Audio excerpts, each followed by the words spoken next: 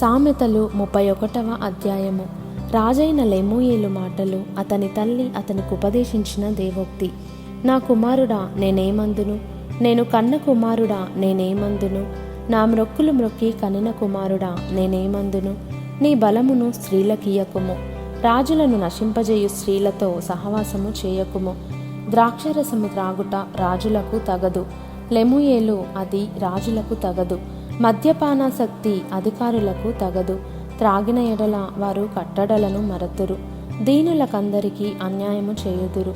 ప్రాణము పోవుచున్న వానికి మద్యము నీయుడి, మనోవ్యాకులము గలవారికి ద్రాక్షరసము నీయుడి. వారు త్రాగి తమ పేదరికము మరతురు, తమ శ్రమను ఇక తలంచకుందురు.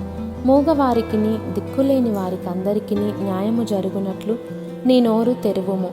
నీ నోరు తెరచి న్యాయముగా తీర్పు తీర్చుము. దీనులకును శ్రమపడు వారికిని దరిద్రులకును న్యాయము జరిగింపుము. గుణవతి అయిన భార్య దొరుకుట అరుదు, అట్టిది ముత్యము కంటే అమూల్యమైనది. ఆమె పెనిమిటి ఆమె యందు నమ్మిక ఉంచును, అతని లాభప్రాప్తికి వెలితి కలుగదు. ఆమె తాను బ్రతుకు దినములన్నీయు అతనికి మేలు చేయును గాని కీడేమియూ చేయదు. ఆమె గొర్రెబొచ్చును అవిసెనారను వెదకును, తన చేతులారా వాటితో పనిచేయును. వర్తకపు ఓడలు దూరము నుండి ఆహారము తెచ్చినట్లు ఆమె దూరము నుండి ఆహారము తెచ్చుకొనును. ఆమె చీకటితోనే లేచి తన ఇంటి వారికి భోజనము సిద్ధపరచును, తన పనికత్తెలకు బత్తెము ఏర్పరచును. ఆమె పొలమును చూచి దానిని తీసుకొనును, తాము కూడబెట్టిన ద్రవ్యము పెట్టి ద్రాక్ష తోట ఒకటి నాటించును.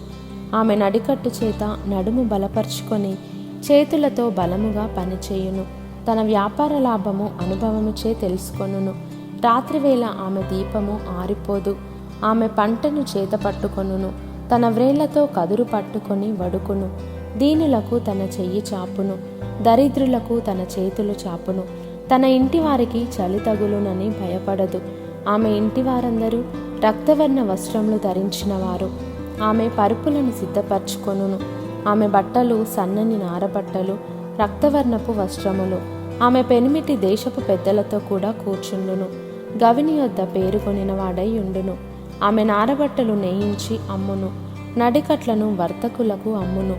బలమును ఘనతయు ఆమెకు వస్త్రములు. ఆమె రాబోవు కాలము విషయమై నిర్భయముగా ఉండును. జ్ఞానము కలిగి తన నోరు తెరచును, కృపగల ఉపదేశము ఆమె బోధించును.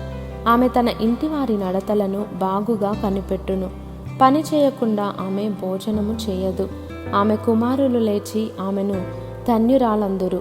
చాలామంది కుమార్తెలు పతివ్రత ధర్మమును అనుసరించి ఉన్నారు గాని వారందరినీ నీవు మించిన దానవు అని ఆమె పెనిమిటి ఆమెను పొగడును.